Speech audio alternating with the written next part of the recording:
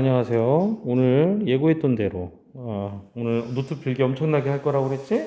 지질시대 환경과 생물에 대해서 얘기를 할 겁니다. 자, 지질시대는 약 46억 년 전부터 지구의 나이가 46억 년쯤 됐거든.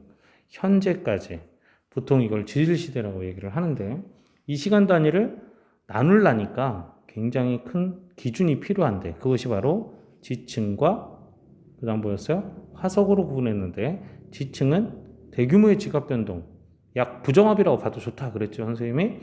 자, 화석은 어땠어요? 해양 동물 화석으로 보통 나누는데 표준화석과 시상화석 등으로 지질시대의 각각 특징과 시대를 결정했다 이렇게 얘기를 했었죠. 그리고 또 애매한 것들은 우리 전전 시간에 배웠던 바로 방사선 동위원소를 통해서 나이를 이렇게 알아내서 직접적인 절대 연령의 나이를 알아내서 드디어 뭐를 알아내게 된 거야? 그렇습니다. 뭐를 알아냈어요? 지층의 바로 역사 자체를 이제 알아내기 시작한 거예요. 자, 그러면 이제부터 선생님하고 한번 같이 공부를 해보도록 할 거다. 자, 어떤 공부를 해볼 거냐? 여러분들 오늘 노트 필기 엄청나게 해야 된다고 그랬죠? 여러분들 이거 굉장히 중요한 부분이기도 하지만 여러분 잘 안 외워지기 때문에 선생님 강의를 들으면서 같이 따라 그려보세요. 꼭 그냥 캡처만 하고 자꾸 그냥 외우려고 하지 마시고 한 번씩 이렇게 따라 그리시면서 해보시기 바랍니다. 자, 일단 이게 왜 잉크가 안 나오죠? 잉크가 안 나오네요. 자, 일단 가볼게요. 자, 선생님 전 시간에 가장 시간 단위를 크게 나타낸 것이 뭐라고 그랬어? 누대라고 얘기했죠. 그죠? 누대. 자, 그러면 한번 볼게요. 일단 검은색으로 한번 해보면서. 자, 선생님이 가장 큰 시간 단위로 나눈 것이 누대다. 그러면 생물이 있던 게 뭐라고 그랬어? 생물이 이제 좀 보이는 게 뭐였어? 현생이다. 현생 누대다. 이렇게 얘기를 한다고 그랬지. 현생 누대. 이걸 가장 크게. 그 다음 생물이 나타나지 않은 시대, 물론 나타나긴 했는데 거의 없었던 시대, 그 중에서도 제일 먼저인 시대를 뭐라고 그랬어? 시생누대 이렇게 얘기를 했었죠. 시생누대. 그 다음 생물이 조금 이제 나타나기 했던 시대가 원생누대 이렇게 나눌 수 있어요. 자, 선생님 이렇게 한번 줄을 쫙 한번 그어볼게요. 쫙 줄을 한번 그어볼게. 자, 그래놓고 얘를 쫙 해서 이렇게 한번 그어볼게요. 자, 그래놓고 얘들은 싸잡아서 뭐라고 불러주기도 한다고 그랬어? 선캄브리아 시대 이렇게 불러준다고 그랬죠. 선캄브리아 시대 해도 된다 얘는. 근데 이거를 좀 나누면 시생누대와 원생누대로 나눌 수 있다 이렇게 지금 선생님이 얘기를 하는 거예요. 자, 그러면 대다음은 누구라고 그랬어? 대다음은 누구야? 대다음은 누구냐? 누대다음, 말을 잘못했어요. 누대다음은 누구야? 누대다음은 뭐야? 쫙 이렇게 해서 누대다음은 뭐죠? 대가 나와야 된다. 선생님이 어제가 아니라 전 시간에 누대, 그 다음 대, 그 다음 기 이런 순서대로 시간 단위가 간다고 그랬잖아. 자, 그럼 여러분들 제일 잘 알고 있는 시대가 바로 뭐야? 그래. 현생누대에서 바로 여러분들 고생대가 여러분들 제일 잘 알고 있는 시대가 되겠죠. 고생대 선생님 이렇게 좀 크게 넉넉하게 한번 잘라볼게요. 자, 그 다음 뭐지? 중생대죠? 좀 이것도 잘라보겠습니다. 중생대. 그 다음 여기가 뭐죠? 신생대. 이렇게 잘라보면 되겠죠. 자, 그럼 시생누대하고 원생누대는 또 어떻게 나눌 수 있느냐? 얘는 이 시생대에서는 초시생대, 중시생대, 초시생대, 고시생대, 중시생대, 신시생대 이렇게 또 세분화할 수 있어요. 그리고 원생누대는 고원생대, 중원생대, 신원생대로 세분화할 수 있습니다. 자, 다시 선생님이 얘기하면 이거 중요하지 않으니까 그냥 여기다 앞자만 쓸게. 초, 고, 중, 신 이렇게 쓰고 여기는 고, 중, 신 이렇게 쓸게요. 그 뒤에는 시생 이렇게 쓰면 됩니다.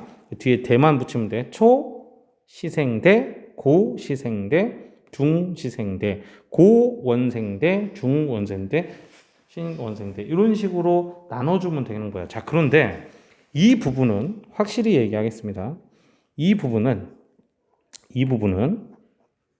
중요하지 않습니다. 왜? 이땐 생물이 많았어, 없었어? 많이 없었어. 그래서 여기는 지질시대를 나누기가 쉽지가 않습니다. 쉽지가 않아요. 자, 선생님이 아까 뭐라고 그랬죠? 지구의 나이가 46억 년이라고 그랬지. 그 46억 년에서 여기까지, 즉 고생대, 즉 현생 이연이 시작되는 데까지가 몇 억 년인 줄 아세요? 약 5억 4천만 년입니다. 그럼 여러분들 46에서 5까지 떨어지는 시간이 이만큼이에요. 근데 거의 생물이 없었다고 그랬어. 그럼 여기를 지질시대를 막 이렇게 세분하기가 쉬웠겠어? 어려웠겠어? 이건 어렵습니다. 대규모의 지각 변동뿐만 아니라 화석으로 지질시대를 구분하는데 화석이 안 보여. 구분할 수가 없어. 그래서 여러분들 여기는 그냥 이 교과서에는 이렇게 구분한 거 세분해서 구분한 것처럼 보이지만 실제로는 뭐다? 구분하기가 어렵습니다. 그래서 그냥 얘는 통으로 이렇게 시생누대 하나, 원생누대 하나 이렇게 기억해 주시면 되겠어요. 아시겠죠? 자, 그 다음 뭐다? 이제 그 다음 뭐예요? 기로 간다는 거야. 자, 기. 그래서 여기는 시생누대하고 원생누대는 기가 없어요. 기가 없어. 그냥 얘들은 그냥 가는 거야. 이렇게. 여기는 기가 없고 이쪽은 더 세분할 수 있어. 왜 세분할 수 있어? 그래, 방금 얘기했잖아. 화석이 나오거든요. 자, 세분할 수 있습니다.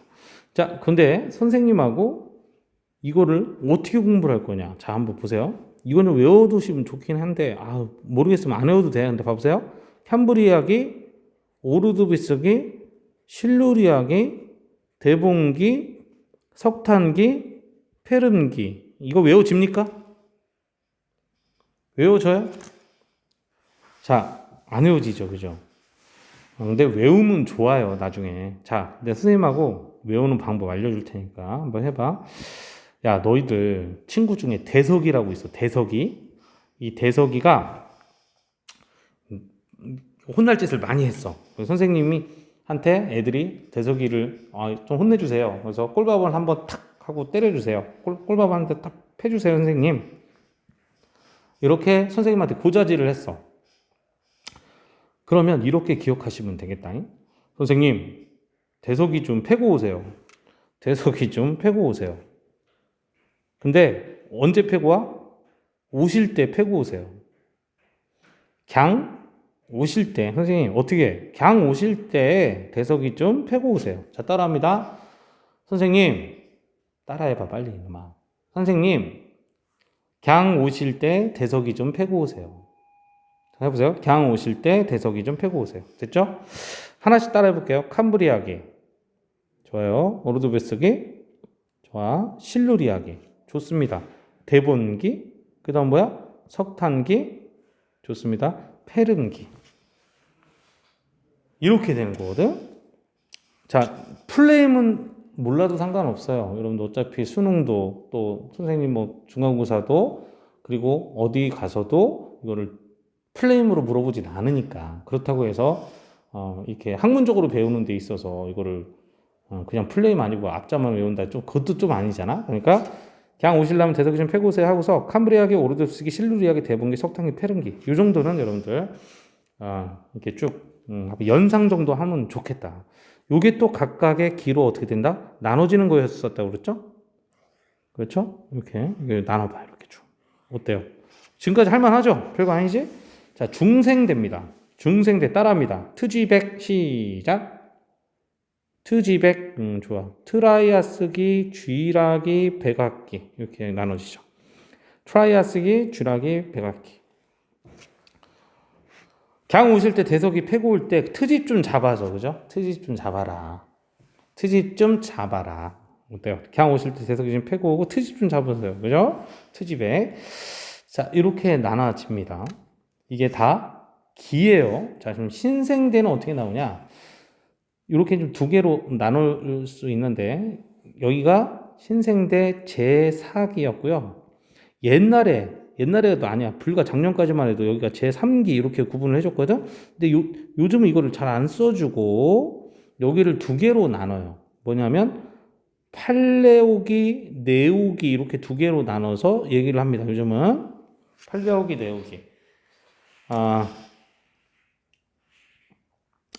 자, 강 오실 때 대서기 좀 펴고 오세요. 트집 좀 잡으세요. 그죠? 그렇죠? 이건 알아서 하세요. 잘 모르겠어. 하여튼 팔레오기, 네오기. 그 다음 제 4기 이렇게 나눠진다는 겁니다.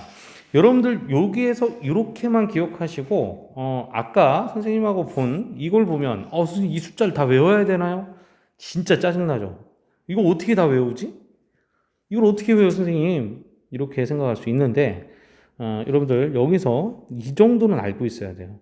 현생누대와 원생누대를 나눌 때, 즉 다시 얘기하면 생물이 별로 없었던 시대 있죠? 생물이 별로 없었던 시대와 생물이 많았던 시대를 나눌 때 있죠? 이때가 얼마야? 단위가 100만 년이니까 얼마야? 100만, 1000만, 억이지. 약 5억 4천만 년이죠. 그 다음 고생대와 중생대, 신생대를 나누는 이런 그 커팅 기준 있죠. 여기는 좀 알아야 돼. 선생님 뭐 안 외워도 또 된다면서요. 이런 건 안 해도 돼. 이런 건 선생님도 못 외워. 이거 어떻게 외워? 근데 이 세 개는 좀 알아야 돼요. 근데 봐봐. 여기다 숫자 써볼게. 5억 4,100만 년이죠. 5.4, 5억 4천만 년. 그 다음 여기 2.5, 6.6 이렇게 돼 있잖아. 그치? 6.6이 아니라 0.66억 단위가 억년이라고 할 때 여러분들 근데 재밌는 게 교과서 한 너댓 종 비교해봐요. 숫자가 다 틀려요. 예? 깜짝 놀라지, 그치? 숫자가 다 틀립니다. 다 똑같지 않아요. 약간씩 달라요. 어떤 거는 이게 0.6으로 나온 책도 있어요. 이게 0.6으로 나온 책도 있어요. 우리가 갖고 있는 책이 그래. 0.65. 그러니까 외우기 쉽게 좀 기억을 하자. 다시 넘어가서 외우기 쉽게 기억을 하자. 선생님이 어떻게 외우기 쉽게 기억을 하냐? 자, 빨간색으로 한번 바꿔볼게. 자, 여기다 이렇게 한번 써봐.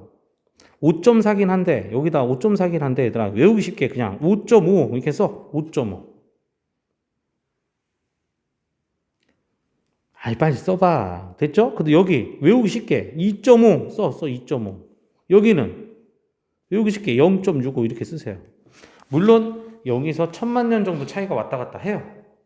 단위는 뭐다? 억년이에요. 자, 따라해보자. 5.5, 2.5, 0.65 됐죠? 자, 그러면 여길 기점으로 앞에는 다 뭐야? 46억 년이고 여기는 현재가 되겠죠. 그죠? 자, 이 숫자 3개만 외워두면 각각의 대기준으로 해서 어느 정도 숫자를 기억할 수 있게 되겠다. 선생님 이것도 좀 기억하면 안 돼요? 그래, 해봐 그러면. 이거 25억 년 얘들아, 25억 년 알았죠? 다 5로 떨어지지. 그래도 좀 할만하지. 자, 아까 이 46억 년이라는 건 염두에 두지 말고 그러면 5.5, 2.5, 0.65 그 앞에 또 25 이렇게 하면 다 5로 떨어지잖아. 이렇게 좀 기억을 해두시면 상당히 여러분들한테는 그래도 해볼만 하다. 그죠? 좋습니다. 이렇게 좀 지질시대를 한번 나눠볼 거예요. 됐어요? 지질시대 나눴습니까? 됐어요? 자, 여러분들 선생님이 이 지질시대 이렇게 나누고 나서 여기에 각각의 생물들에 대해서 하고서 끝내도록 하겠습니다. 이 시대 때 그 생물이 있었나 이렇게 할 텐데 자, 여러분들 바로 아무것도 나타나지 않았었던 바로 선캄브리아대 즉 시생누대와 원생누대에 있었죠. 이때 어떤 생물들이 살았는지 한번 우리가 얘기를 해볼까? 자, 이 선캄브리아대 때는 거의 대기 중에 산소가 없었어요. 그냥 거의가 아니라 없었어요, 얘들아. 왜냐하면 여기에는 식물이 살 수 없었고 뭐 아무것도 없었고 우주에서 자외선이 계속 떨어져. 그러니까 너무너무 지구의 상태가 위험했었던 상태였었단 말이에요. 그래서 모든 생물이 어디에만 있었다? 바다에만 있었어, 얘들아. 바다에만. 그래서 이 모든 생물들이 바다에만 이렇게 있었는데 바다 밑에 이렇게 있었어. 자, 이 바다 밑에 얘들아 이런 조그만한 아주 조그만한 기적 같은 생물들이 살게 되는데 이 녀석의 이름을 꼭 기억해 두셔야 되겠습니다. 시아노박테리아라고 해요. 시아노박테리아. 최초에 뭐를 하게 된 생물이죠? 광합성입니다. 그러니까 얘는 시아노박테리아라고 한 것처럼 이 녀석을 우리말로 바꾸면 남세균이라고 불러죠. 남세균. 남조류라고도 옛날에 불러죠. 선생님 그럼 이거 식물이에요? 동물이에요? 몰라. 그러니까 박테리아지, 그치? 하지만 얘는 뭐를 줬다? 광합성을 인류 최초에 주게 된 거예요. 자, 근데 얘가 되게 재밌어. 이 녀석이 낮에는 얘들아, 낮에는 이렇게 좀 쓸 공간이 없어서 선생님 노트를 더 이렇게 열어서 좀 더 한번 써볼게. 다시. 낮에는 방금 선생님이 얘기했던 시아노박테리아 있죠? 낮에는 이렇게 햇빛을 받으면 얘가 이렇게 햇빛을 받으면 이렇게 있다가 밤에는 햇빛을 못 받으면 어떻게? 이렇게 누워요. 이렇게 누워. 근데 이 밑에서 위에서 뭐가 돼? 퇴적물들이 떨어지면서 얘를 덮게 되지. 그럼 못 일어나. 못 일어나면 죽은 거냐? 거기서 다시 이렇게 새로운 개체가 또 태어나죠? 그러면서 또 얘가 낮에는 광합성을 하다가 또 밤에는 이렇게 눕겠지? 주광성이니까. 그럼 또 퇴적물이 쌓여. 그러면서 어떤 일이 일어나냐면 얘가 누웠다가 다음날 또 하다가 또 누웠다가 또 다음날 하다 누웠다 하면서 이렇게 하면서 뭐가 돼? 그래. 이렇게 하나의 무덤처럼 되면서 이 위에는 계속 얘들이 이렇게 시아노박테리아가 남조류가 남세균이 이렇게 살게 되는 겁니다. 그러면서 하나의 거대한 뭐가 돼? 이런 돌이 되는 거예요. 신기하죠. 그러면 이 위에는 아직도 남세균, 남조류가 광합성을 하고 있지만 이 밑에는 뭐가 되는 거예요? 화석이 되는 거지. 이 밑에 부분 화석이 있죠? 자, 따라합니다. 이 화석을 스트로마톨라이트라고 그래요. 따라합니다. 시작. 스트로마톨라이트. 아시겠죠? 이걸 스트로마톨라이트라고 얘기합니다. 그래서 이 당시에 가장 유명한 화석, 시아노박테리아 이것들이 지구에 첫 번째 산소를 주고 한 이 화석, 이게 스트로마톨라이트, 이게 가장 중요한 이 시대의 화석이 됩니다. 알았죠? 자, 이렇게 됐고 드디어 이제 이 산소를 바탕으로 해서 조금 생물이 증가하기 시작하는데 이때가 바로 원생누대야. 이 원생누대에는 드디어 남조류에 의해서 공급된 산소에 의해서 여러 가지 화석들이 살게 되는데 석회조류, 녹조류 이런 것들도 이제 출현하게 되죠. 물론 이런 것들도 다 산소를 이제 공급하게 되는데 자, 여기에서 여러분들 기억해야 될 화석 이름이 하나 있어요. 이게 바로 뭐냐면 에디아카라 동물군 또는 에디아카라 화석군 이렇게 해도 돼. 이따 사진 보여줄 텐데 이 두 개 한 다음에 보여줄게. 그 호주의 대학원생이 우연히 에디아카라라고 하는 그 언덕을 지나가다가 절벽을 툭 쳤는데 물론 툭 친 건 아니고 화석을 찾으려고 했겠지. 거기에 어마무시한 화석들이 나타나기 시작하는데요. 그간 봐왔던 화석이 전혀 아니었다는 거야. 정말 놀랍게도 새로운 화석들을 발견되는데 그게 시간적으로 보니까 원생누대쯤 되는 거죠. 이때부터는 이 전에 있었던 시생누대엔 전혀 생물이 거의 발견되지 않았지. 스트로마톨라이트 정도 빼고는. 근데 여기서는 꽤 다양한 화석군들이 발견되게 됐다는 거예요. 선생님이 뭐 그 그림을 한번 보여주면 잠깐만요. 그림 한번 보여주면 잠시만요.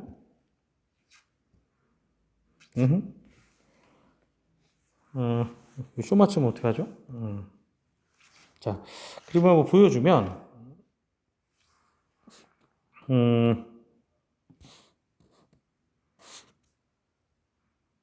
자, 이렇게 되죠. 그죠? 이렇게. 자, 이거 보세요. 이 스트로마톨라이트. 여러분들 지금 보이시죠? 스트로마톨라이트. 자, 이렇게.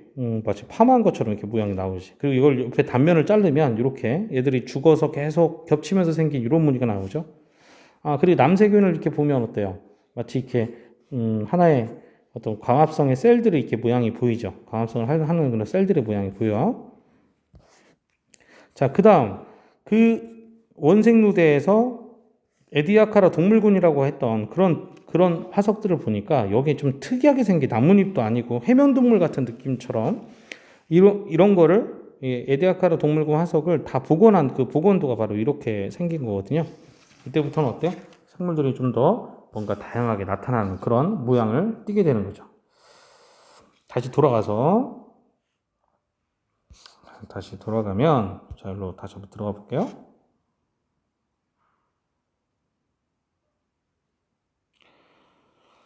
자, 이제 드디어 뭐다? 드디어 폭발적인 생물이 나타났던 시대, 바로 언제?